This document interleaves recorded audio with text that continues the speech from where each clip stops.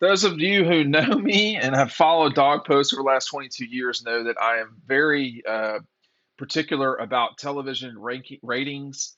And we saw over the weekend that Georgia had over 13 million people watch their dismantling of Tennessee, the 27 to 13 win over the Vols in Athens. That is the largest college football broadcast of the year.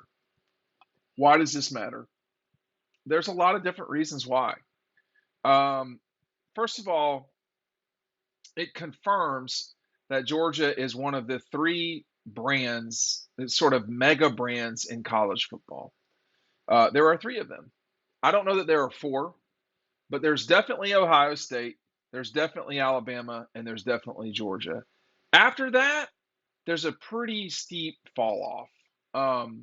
Over time, Clemson has had very good television numbers, but those are all predicated on college football playoff appearances. Georgia, Alabama, and Ohio State have basically done that during the regular season. Auburn has about the same amount of regular season viewers in the last 10 years as Clemson. So you can do the math on that front. But why does branding matter? Why does the G matter? Why does all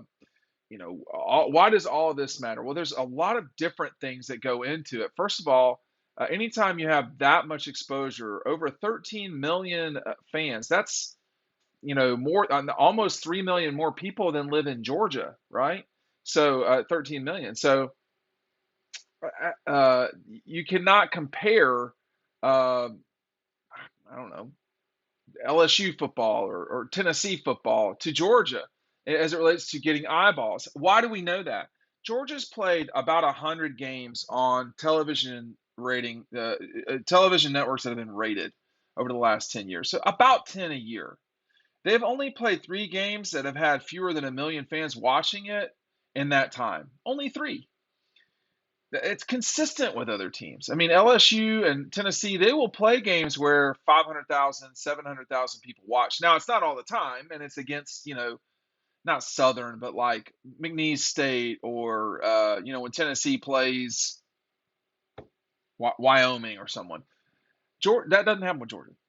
Okay. When Georgia's playing Georgia Tech, one of the worst television brands in America, Georgia Tech, they still get 2.5 or 3 million people watching that game. And it's not a good game. There's a reason why it's on the SEC network every single time when they have to. And there's a reason why when ABC gets a chance to broadcast it, they put it on at noon or early because they know this is a great lead in to the rest of the weekend of college football, the rest of the day. Kirby Smart has taken a program that was quasi national in terms of recruiting, really more regional, and made it a national thing. Now, think about it.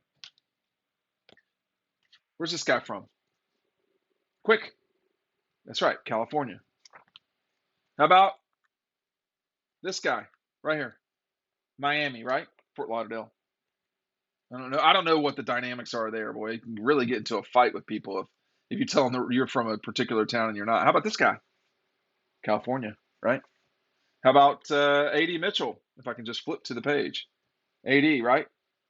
Texas. How about this guy? Played high school football in Phoenix area.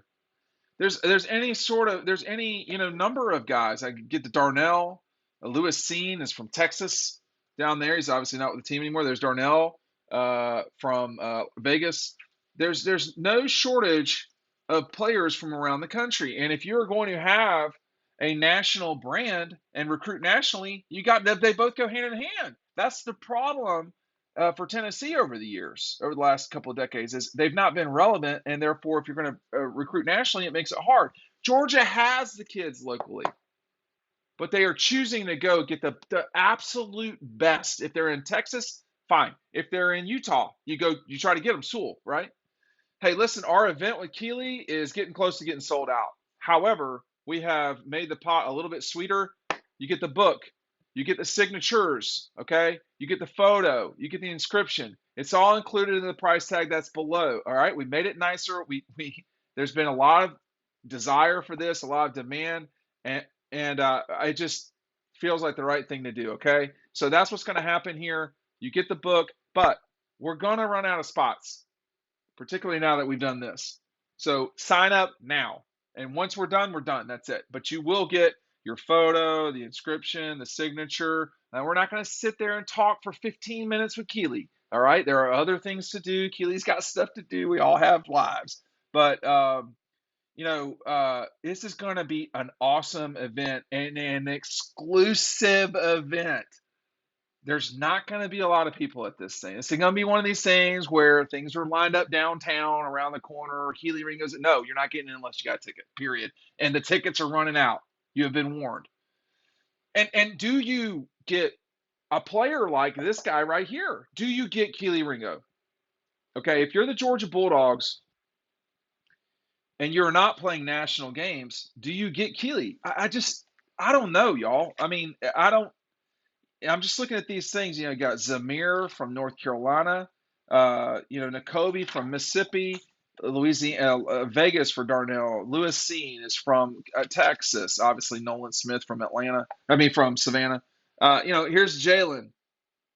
I went and visited him in Middle Florida. I know where he lives. I know all of that. And you've got, Aaron Smith, another guy from Florida.